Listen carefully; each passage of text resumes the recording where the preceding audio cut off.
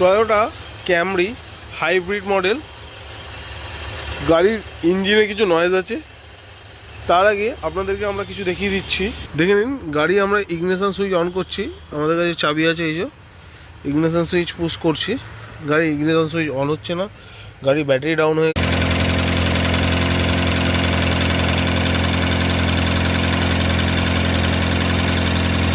দেখতেই পাচ্ছেন ইঞ্জিনের সাউন্ড। তো আমরা সমস্ত কিছু সব খুলবো, তার আগে গাড়ি আমরা একবার স্ক্যান করে নেবো।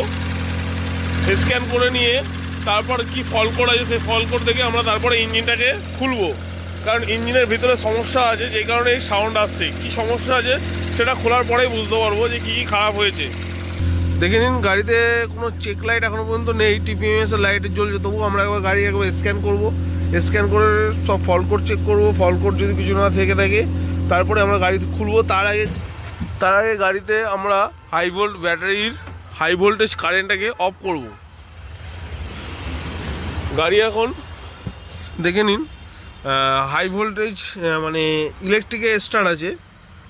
দেখতেই পাচ্ছেন গাড়ি এখন ইলেকট্রিকে স্টার্ট আছে। ইভি লেখায় উঠে হয়েছে, এখন ইলেকট্রিক স্টার্ট আছে। গাড়ি এখন কিন্তু পেট্রোলে ইঞ্জিন স্টার্ট নেই, এটা পেট্রোল ভার্সান আছে।